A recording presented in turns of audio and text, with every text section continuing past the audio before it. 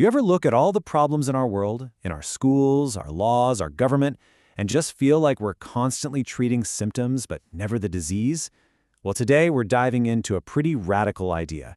What if these aren't separate issues at all? What if they're all signs of a single deep injury to our civilization?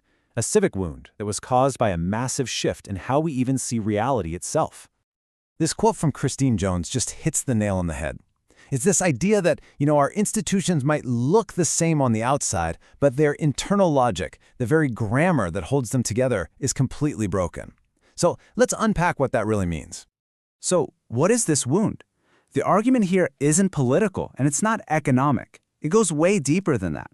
The author actually calls it a metaphysical autoimmune disease. Think about that. It means the very ideas that are supposed to keep our society healthy are now attacking its own foundations from the inside. And this is absolutely crucial. This isn't an argument about left versus right. It's about a collapse in the shared framework we all use to agree on what's real, what's true. At its core, it's about a fundamental breakdown in our relationship with reality itself. So how did this happen? What caused this breakdown? Well, the argument is that it all boils down to a massive conflict between two totally opposite ways of seeing the world. A huge shift from participating in a reality that we discover to projecting our own ideas and our will onto a reality that we feel we can just create. And this slide just perfectly illustrates that shift. On one side, you've got the classical view, that reality is this meaningful, intelligible order that we can discover and align ourselves with. And on the other, the modern view, that reality is basically a blank slate, and we're the ones who construct it, manage it, and define it with our own will. This single change, it's argued, is the source of the whole wound. Now, this philosophical shift didn't just stay up in the clouds. It had massive, real-world consequences.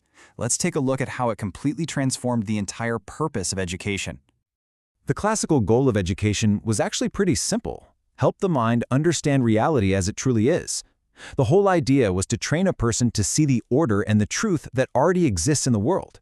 They even had a name for it: adequatio intellectus et re, which basically means the conformity of the intellect to reality.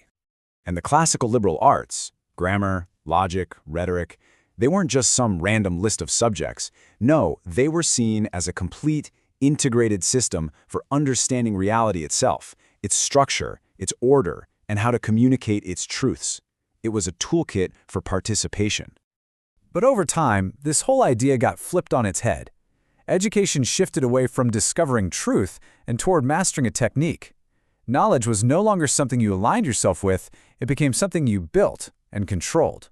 C.S. Lewis famously warned about where this was all headed. He argued that this shift wouldn't create free and independent thinkers. Instead, it would create functionaries, people who are trained in a process but have no moral or, ontological compass. In other words, citizens perfectly built for a system of technocratic management, not for self-governance. And this inversion didn't just stop at education. The exact same shift, from participating in reality to projecting our will onto it, also radically reshaped our entire concept of law. In the classical view, which you can see here from American founder James Wilson, law isn't something politicians just invent out of thin air. It's something they discover within the moral order of human nature itself. It's about applying reason to the reality of who and what we are. But the modern shift changes everything. Under this idea called legal positivism, law is no longer a reflection of some deeper reality. It's simply whatever the people in power say it is. It becomes an expression of pure will, totally detached from nature. And this right here gets to the heart of the danger. When law is cut off from a shared objective reality, it starts to lose its moral authority. It can just become a sophisticated tool for exercising power and control. So you see this pattern of transformation, right? From a moral art to a technical process, and this finds its ultimate expression in how we view governance. For someone like Aristotle, governing was an art. The goal of a good ruler wasn't just to be efficient, it was stewardship. It was about wisely guiding the community toward human flourishing in line with a real objective moral order. Power was held accountable to truth. But the modern approach, it's fundamentally different. Governance becomes technocratic. It's all about managing a system using data and process. And in this model, citizens aren't really seen as people with inherent purpose. They're seen as resources to be managed for the system's own efficiency.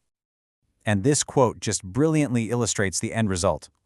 When a society no longer believes in an objective truth or a real human nature to guide it, statesmanship becomes impossible.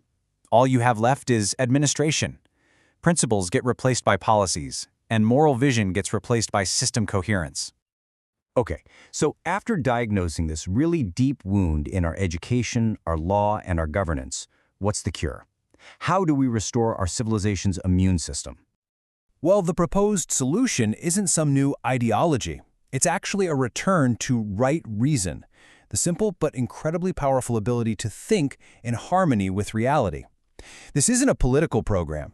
It's our natural civic immune system. It's the tool that lets us tell the difference between a healthy society and a diseased one, known in the classical world as rector ratio. So the path to healing isn't some new 10-point political plan. It's a fundamental reorientation back toward reality. It means teaching the truth is discoverable. It means basing our laws on what's real about human nature. And it means demanding that our governance answers to something higher than its own power.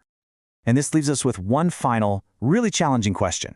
Is liberty a real condition that we participate in, something rooted in our very nature, or is it just a set of pre-approved choices offered to us by a system? The answer we choose, well, it might just determine everything.